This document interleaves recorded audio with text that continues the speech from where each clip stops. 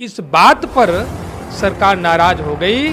आज जो नशेड़ी धार्मिक उन्माद फैलाने वाले तत्व हैं, आपने उनके सामने घुटने क्यों नहीं टेके? धर्म का एजेंडा लेकर के और नशाखोरों के गिरोह का शिकार बन करके अपने भविष्य को बर्बाद करने के लिए उस राह पर चल पड़ता है। अगर आपको यह सब कर्म करने से अगर परिवार में खुशहाली मिलती, तरक्की मिलती, तो सबसे पहले जो गंगा स्नान कराने के लिए पंडा जो दिन भर गंगा नदी में डूबा रहता है, उसका बेटा आईएएस हो जाता है। सामाजिक न्याय हमारा एजेंडा रहा है, समाजवाद हमारा एजेंडा रहा है, धर्म निरपेक्षता हमारा एजेंडा रहा है, जातिवाद जनगणना हमारे एजेंडे का हिस्सा है।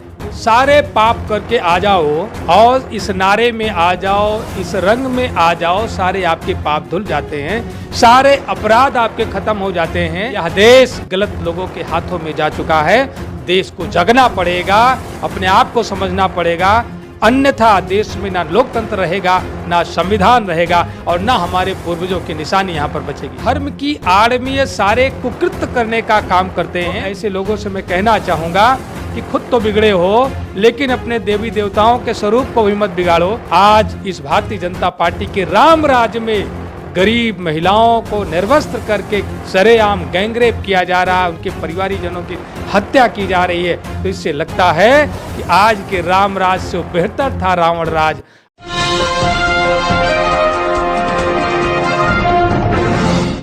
साथियों नमस्कार, मैं हूं नीरज पटेल और आप देख रहे हैं नेशनल जनमत। मेरे साथ प्रतापगढ़ की रानीगंज विधानसभा से विधायक डॉक्टर आर.के. वर्मा जी हैं। लगातार तीसरी बार सदन में आप पहुंचे हैं। इस समय जो हालात चल रहे हैं उत्तर प्रदेश के और पूरे देश के, एक आईपीएस को सिर्फ इसलिए हटा दिया जाता है बरेली से कि वो कानून का, संविधान का ठीक ढंग से पालन कर रहा था। क्या संदेश देने की कोशिश की जा रही है कि देश बड़ा है या धर्म? देखिए, पूरा उत्तर प्रदेश इस बात पर सहमत है कि प्रभाकर चौधरी जैसा पुलिस अफसर एक बेहद ईमानदार, कर्तव्यनिष्ठ पुलिस अफसर है और भारतीय जनता पार्टी की सरकार जो जीरो टॉलरेंस का दावा करती है, उस सरकार के तथाकथित जो नेता हैं, उनकी शिकायत पर सरकार ने उनको हटाने का कार्य किया। शिकायत इस बात की थी कि जब बरेली में धार्मिक उन्माद फैलाने वाले तत्वों ने गैर परंपरागत तरीके से, गैर परंपरागत रूट पर उन्होंने कांवड़ यात्रा निकालने का प्रयास किया, तो प्रभाकर चौधरी जी के द्वारा उन पर कार्रवाई करने का कार्य किया गया जो संविधान सम्मत था। इस बात पर सरकार नाराज हो गई कि धार्मिक उन्माद, जो नशेड़ी धार्मिक उन्माद फैलाने वाले तत्व हैं, आपने उनके सामने घुटने क्यों नहीं टेके? इस बात को लेकर के नाराजगी हुई और उनको यहाँ से हटाया गया। ये पहला अवसर तो है नहीं। प्रभाकर चौधरी जी के बारे में पता है कि 7 वर्षों की सरकार ने, योगी जी की 7 वर्षों की सरकार ने उनका 15 बार तबादला किया है। तो आप समझ सकते हैं कि ऐसा अफसर इस सरकार को तो कतई बर्दाश्त नहीं है। योगी जी अपने बयान में खुद कहते हैं कि मजहब से ऊपर देश को रखना चाहिए जब वो दूसरी तरफ टारगेट करना होता है। यहाँ वो धर्म से आगे देश को या कानून को नहीं रख पाए। देखिए, ये भारतीय जनता पार्टी एक चोला ओढ़ करके चलने वाली पार्टी है, दिखावा करने वाली पार्टी है। जब लोगों ने सामाजिक न्याय की बात करी, जातिगत अपने अधिकार और सम्मान की बात करी, अपने वर्ग के अधिकार और सम्मान की बात करी, तो भारतीय जनता पार्टी ने तुरंत चोला बदल करके उसको राष्ट्रवाद और हिंदुत्व का चोला पहनाने का कार्य किया, जिसमें ये जातिवाद के मुद्दे, जो जातिगत न्याय के मुद्दे हैं, सामाजिक न्याय के मुद्दे हैं, ये सब विलुप्त हो जाएं, इस बात को लेकर के हमेशा भारतीय जनता पार्टी कोई न कोई नई चाल चलती रहती है। इनके एजेंडे में सामाजिक न्याय नहीं है, जातियों के प्रति उनके मन में कोई स्नेह नहीं है।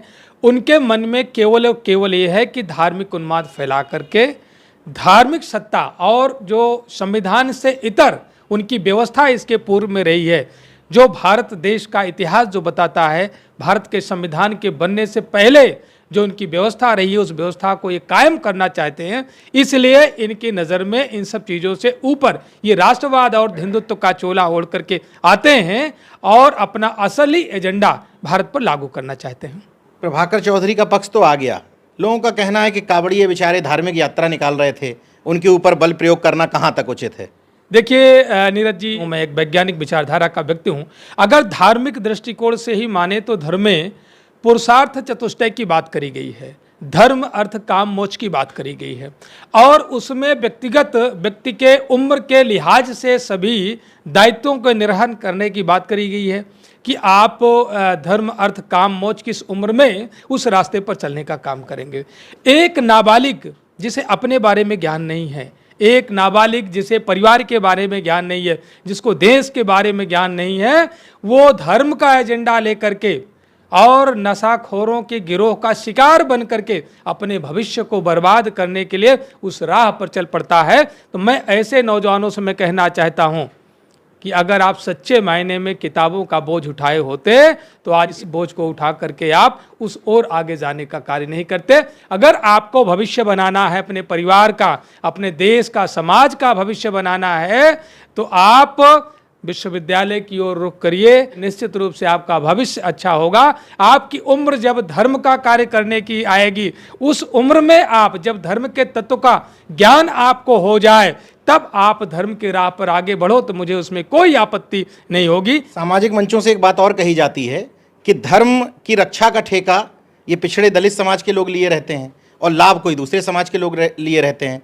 तो इस कांवड़ यात्रा में ज़्यादातर पिछड़े दलित ही शामिल होते हैं क्या? देखिए, अभी बहुत बार आपके जैसे न जाने कितने हमारे जागरूक पत्रकार साथियों ने इस चीज़ का सर्वे करवाया, सड़क पर खड़े होकर के, हाईवे पर खड़े होकर के, तो लगभग 95% जो लोग मिले हैं वो पिछड़े और अनुसूचित समाज के लोगों के बीच के मिले हैं।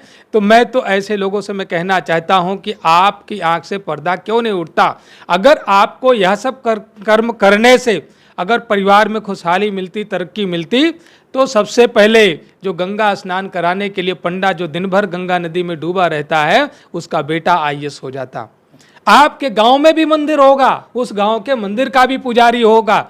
अगर ये सब करने से अगर उसके परिवार में सुख समृद्धि आती, तरक्की आती, तो निश्चित रूप से उस पुजारी का बेटा सबसे पहले आईएएस से डॉक्टर, इंजीनियर बनता।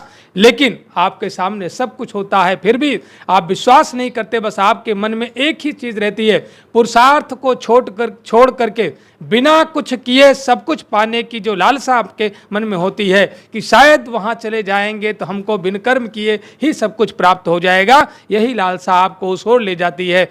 बीजेपी जो बात अपने मुंह से नहीं कह पा रही है, वो अपने कुछ स्टार प्रचारक टाइप के कथावाचक लेके आई है।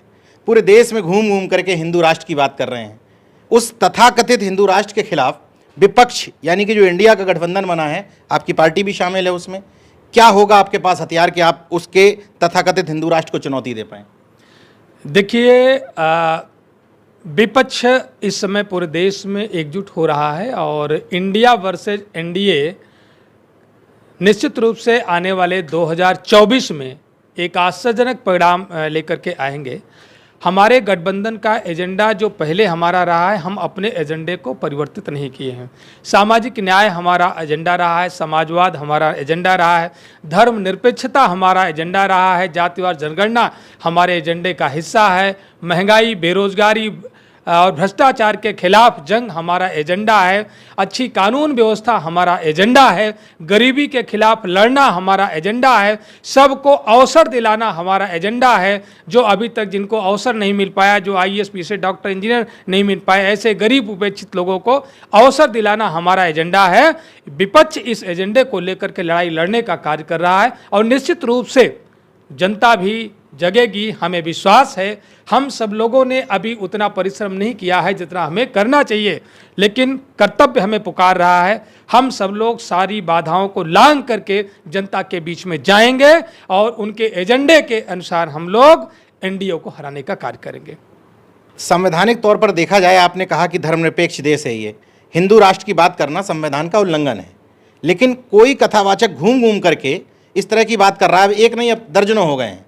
तो क्या इसमें सह लगती है कि सरकारों की सह है पीछे से? देखिए, सरकार पूरी तरीके से, मैं आपको बता दूं कि 90 के दशक के आसपास आपने देखा होगा कि पूरे देश में कांग्रेस के खिलाफ इस समय सामाजिक न्याय की बात उठने लगी और जो जातियां उपेक्षित रही हैं, वंचित रही, चूंकि जाति इस देश का अहम हिस्सा है, उसको आप नकार नहीं सकते।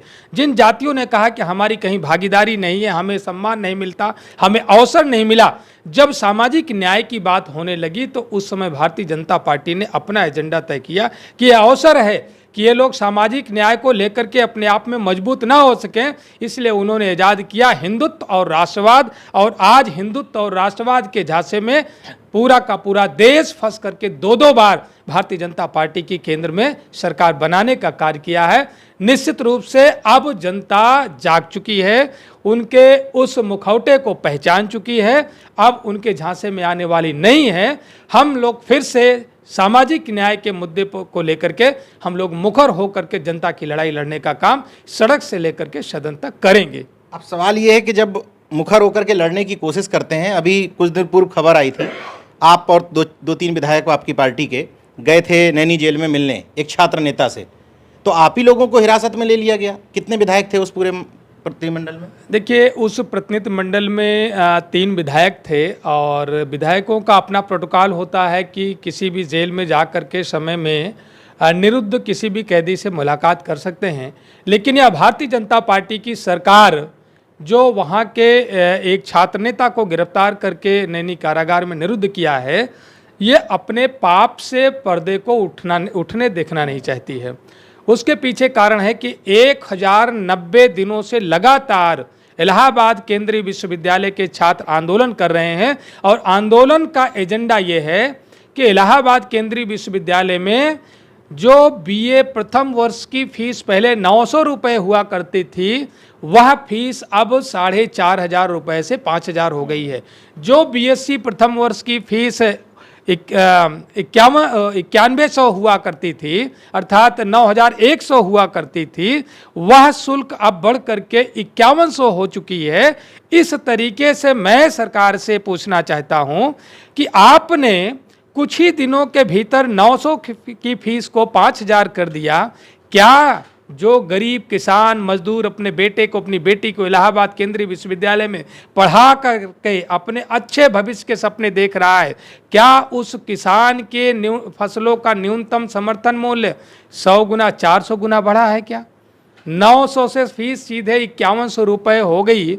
और वहीं पर मजदूरों को अगर देखा जाए तो जो मनरेगा के मजदूर हैं या न्यूनतम मजदूरी पर जीने वाले लोग हैं, जो अपने बच्चों को पढ़ा लिखा करके एक सुनहरे भविष्य का सपना देख रहे हैं, क्या उनकी मजदूरी इसके रेशियो में बढ़ाई गई है? क्या आपको लगेगा कि कहीं कुछ किसी की आमदनी नहीं बढ़ाई गई है?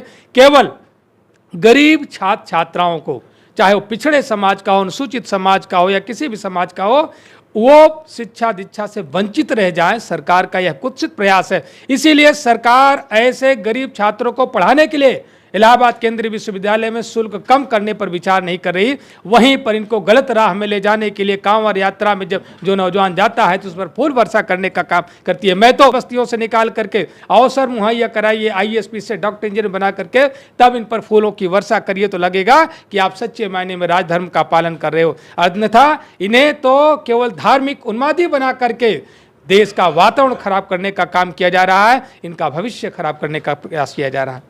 जब उन्माद की बात आती है तो हाल फिलहाल मैंने 5-6 खबर ऐसी कवर की इन्हीं 2 महीनों के अंतराल, जो एक खास कलर का गमछा, एक खास नारा बहुत तेज़ी से लगाया, पुलिस वाले को थाने से निकाल के पीट दिया, गोरखपुर विश्वविद्यालय में कुलपति को पीट दिया, कुलसचिव को पीट दिया, पुलिस को पीट दिया, नोएडा में थाने के अंदर घुस गए। ये नारा और ये रंग क्या गुंडई का प्रतीक बन गया है क्या? देखिए, जिस नारे की आप बात कर रहे हैं, जिस रंग की बात कर रहे हैं, आप सारे पाप करके आ जाओ और इस नारे में आ जाओ, इस रंग में आ जाओ, सारे आपके पाप धुल जाते हैं, सारे अपराध आपके खत्म हो जाते हैं। अगर आपके खिलाफ CBI ने जांच किया है, ED ने जांच किया है, तो आपका अपराध भी मिल रहा है, तब भी उससे आप दोषमुक्त हो जाओगे। ये नारा इस समय जो है तारनहार बन करके आया है। भारतीय जनता पार्टी की सरकार का तारनहार नारा है कि आप कितने भी बड़े अपराधी हो, इस नारे में आ जाओ, इस गमछे को ले लो, इस रंग को स्वीकार कर लो, आपके सारे अपराध खत्म कर दिए जाएंगे। निश्चित रूप से आज मैं कहना चाहूँगा कि यह देश गलत लोगों के हाथों में जा चुका है। देश को जगना पड़ेगा, अपने आप को समझना पड़ेगा, अन्यथा देश में ना लोकतंत्र रहेगा, ना संविधान रहेगा और ना हमारे पूर्वजों की निशानी यहाँ पर बचेगी। एक अंतिम सवाल जब गाड़ी से आप भी निकलते होंगे तो देखा होगा आपने कि वो बजरंगबली जो भक्त टाइप के थे पहले, वो बजरंगबली गुस्से में रहने लगे हैं, गाड़ियों के पीछे चिपके रहते हैं बहुत गुस्से में। तथाकथित हिंदुत्ववादियों को तकलीफ नहीं है विकृत कर दिया उनके महापुरुषों को? देखिए, अभी एक फिल्म आई थी, इसी पर आपने देखा होगा, आदि मानव, और उसमें आप समझ सकते हैं कि जिन देवी देवताओं की ये लोग पूजा करते हैं और उनके बारे में और उनके मुख से किस किस तरीके के शब्दावलियों का प्रयोग कराए जा रहे हैं, तो इससे लगता है कि धर्म का मजाक बनाया गया है और धर्म की आड़ में ये सारे कुकृत्य करने का काम करते हैं। धर्म क्या है इसको, इनके बारे में कोई इनमें से किसी को जानकारी नहीं है, क्योंकि हमारे भारत के संविधान में भी इसके खिलाफ, अंधविश्वास के खिलाफ हमेशा वैज्ञानिकता को बढ़ावा देने के लिए उसमें व्यवस्था दी गई है। आज लोग वैज्ञानिकता पर चर्चा नहीं करते हैं, दुनिया भर के वैज्ञानिक संसाधनों का उपभोग करने के बारे में रात दिन प्रयास करते रहते हैं, लेकिन वैज्ञानिक विचारधारा का अनुसरण करने का कार्य नहीं करते हैं। तो ऐसे लोगों से मैं कहना चाहूँगा कि खुद तो बिगड़े हो, लेकिन अपने देवी देवताओं के स्वरूप को भी मत बिगाड़ो। आपने जैसी कल्पना करी थी वैसे देवी देवताओं को रच डाला है, आपके पूर्वजों ने भी रचा है, और आज आप स्वयं भी उसी तरीके से रचने का कार्य कर रहे हो। आज ये स्वरूप जो है गरीबों का सबसे बड़ा दुश्मन बन जाएगा, जिससे इस सृष्टि का अभ्युदय हो, उन्नयन हो, तरक्की हो, वह कार्य धर्म है। उस दिशा में आप आगे बढ़ो, सबको साथ लेकर के सभी की तरक्की करने के लिए आप आगे बढ़ो, तो निश्चित रूप से मैं मानूंगा कि आप धर्म के अनुयायी हो। जब मैं विपक्ष से सवाल करता हूं कि बीजेपी के कट्टर हिंदुत्व की काट क्या महंगाई बेरोजगारी हो सकती है, उसका जवाब देने की कोशिश विधायक जी के इस इंटरव्यू में हुई है। न सिर्फ महंगाई, बेरोजगारी, शिक्षा जैसे तमाम सारे मुद्दों पर चर्चा की गई, बल्कि इनके कट्टर हिंदुत्व की काट भी बताई गई है। इसी तरीके से विपक्ष के लोगों को अमल में लाना पड़ेगा, इन्हीं मुद्दों को उठाना पड़ेगा, ताकि जनता को समझ में आ जाए कि इनका राष्ट्रवाद छद्म है और इनका जो धार्मिक एजेंडा है वो नफरत फैलाने वाला है। देखते रहिए नेशन जनमत, जागरूक और सजग बने रहिए। जय विज्ञान, जय संविधान, जय लोकतंत्र। धन्यवाद।